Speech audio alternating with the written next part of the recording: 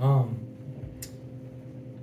I didn't think we played great tonight. It was just kind of one of those nights. It felt like there was a lid on it from the start of the game. I mean, we had, God, about to go grade the tape here in a second, but it felt like how many layups you going to miss, how many times you're going to get it to 2 feet and get it stripped, how many times you're going to have a silly turnover, and give Bryant credit. I mean, they beat Florida. They beat the top 25 team on the road, kind of doing that.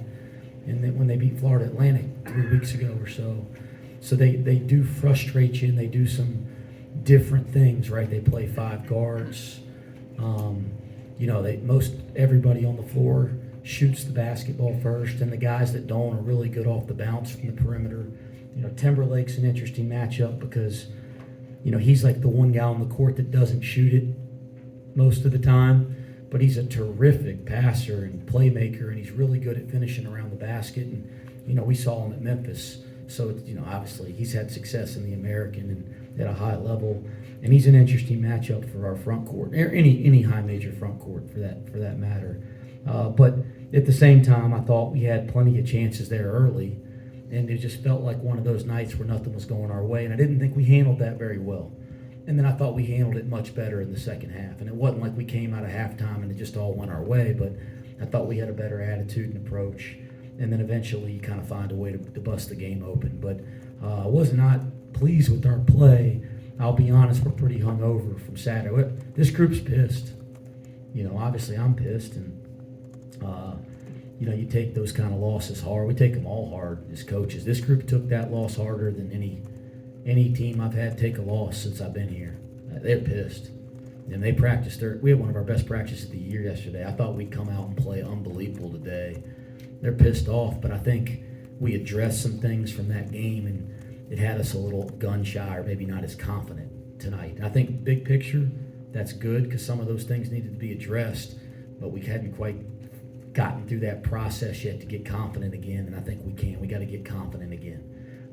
But they were pissed, and deep down I like that about this team because I'm pissed too. I'm not going to lie to you. And I didn't think we played great tonight, but I was pleased with how we handled things in the second half. So you think the hangover thing, there is something to that, of maybe even especially with a short turnaround where you don't have as much time to get it out of your system before you're back out there? Yeah, I mean, their mood's not been good, not in a negative way, like in the kind of way you want as a coach. Like I'm asking the assistants the last couple of days, they don't seem like themselves, and they're like, well, they're pissed off about the game and how they played. And, well, good, I am too. That's what I said to them because, shoot, I'm pissed too. I ain't myself either. And then we practiced yesterday, and I was really curious to see how they'd handle practice because we had a really hard film session, 2 hours plus on Sunday.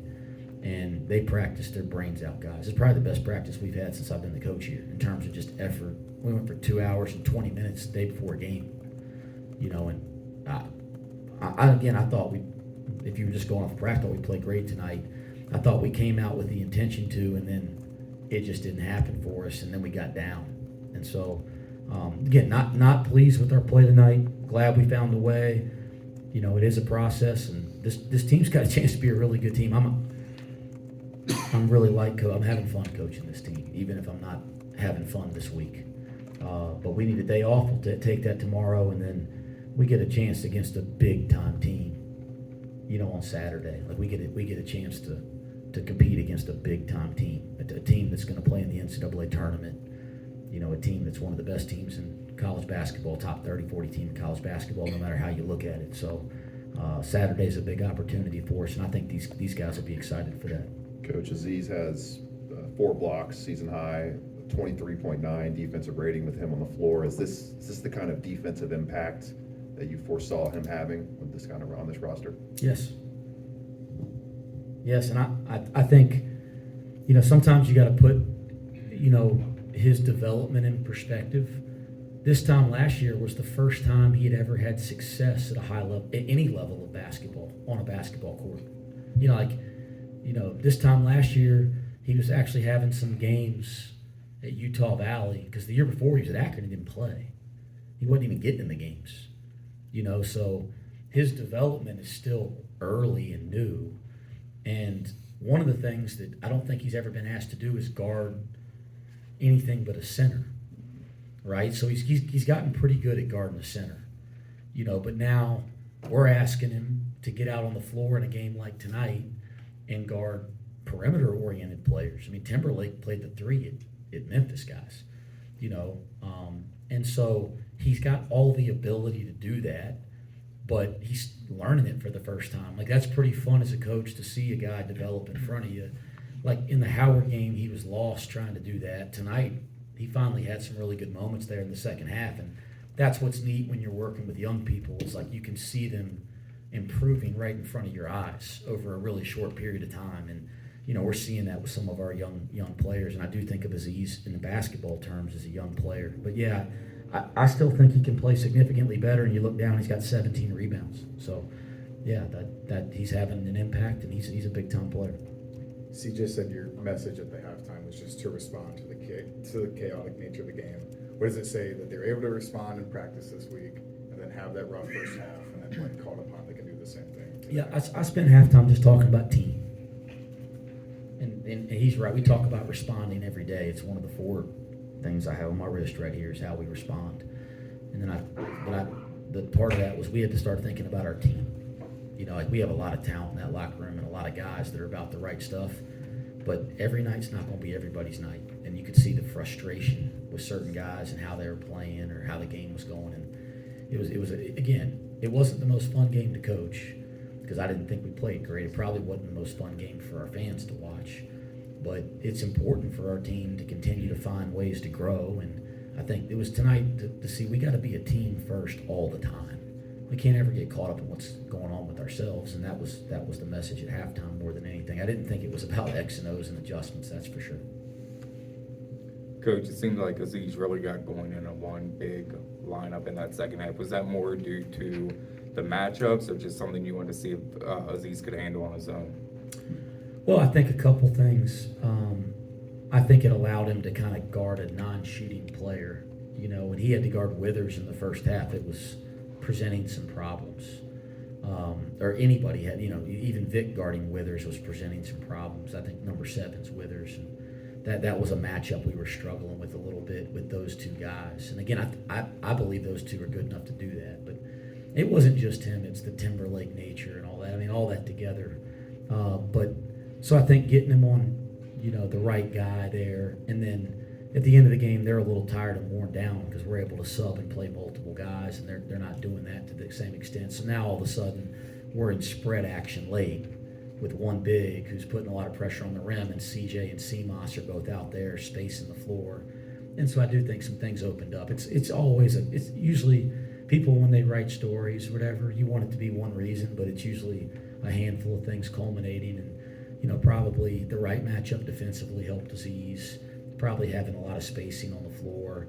Maybe Bryant's a little worn down and they're not covering as much ground. I think all that stuff probably impacted that run. I think it was a 30-5 run at the end of the game. Our team's going to continue to foul him, do you think, and send him to the line rather than submit to the dunk? I mean, if he's 8 to 12, the free throw line every night, they're not, and he's actually got great touch. His form is a little non-traditional, but he's a good shooter. He actually can shoot threes a little bit. I mean, you guys, you didn't believe me when I said about Vic, and I think everybody believes me now, although he didn't shoot it very good on Saturday. But Aziz can shoot it. He's got great touch. I don't worry about him at all on the free throw line. He's going to make a lot of foul shots. You can see his misses are soft, and he's a good shooter. He's going to be a 3-point shooter here at some point. You guys shooting 37% from deep at home and 19% on the road. Is there any rhyme or reason to that? Is there anything you're seeing in the tape that's contributing to the splits like that, or is it just the shots? How many games have we played at home? 6 now. How many games we played on the road? 2. Well, when we get a bigger sample size, there may be more. That data might matter a little more. So we'll figure it out. But if we had 2 games or 2 games, and we'll figure it out. This team's got the right stuff internally. This team will be good on the road, but we got to figure out how to do that. Saturday will be a test for us. 2 more. CMOS shot 3 for 5 from the field tonight. Just talk about his performance tonight and how he rebounded from Saturday night versus Xavier, and what you thought of his performance.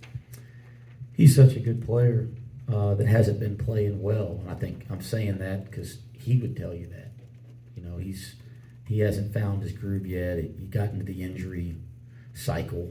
You know, it's like he had 3 injuries back to back to back, so he wasn't practicing. I'm not making excuses because he's capable of playing better, but I think he's trying hard to figure it out, and it was good to see him have a stretch there in the second half where he figured it out. You know, to a certain extent. But he's a good player. He's going to have great games. He's going to have a great year. He hadn't kind of found his groove yet, and that's good for our team, right? You know, guys aren't playing their best basketball yet, and you know we're still doing some things. Class action lawsuit tomorrow in federal court. What is your understanding of the situation and what this potentially means for Jameel as far as the next steps? My understanding is that 7 attorneys general filed a lawsuit trying to get all the second-time transfers clear based on the rules kind of feeling, I don't want to use the wrong language here, but the rules not being clear and confusing and all that kind of stuff. I hate that it has to come to all this kind of, you know, who wants it to get to this point? You know, I don't like that. My perspective is this, guys. Jameel Reynolds is sitting over there, and he, like I've said this all year, and he doesn't understand why he's not playing. And he's a really good player and a really good kid, and he hadn't done anything wrong. And so he's a guy that could be affected by this in some way. So I'm pulling for Jameel because he's my guy. That's the truth. I mean, I'm going to stand with my kids always. And so from Jameel's perspective, I hate that I don't think it should have to come to this. I wish the NCAA just clear him because he deserves to be cleared. We still have not heard back on his appeal. I mean, yeah, it's amazing, right? We're in December now. So I hope it doesn't, I don't believe it should have to come to all this, but anything that would help Jameel get on the court and help him get to a good place, I am all for that. Thanks, Coach. Yeah, thanks. Thanks, Wes.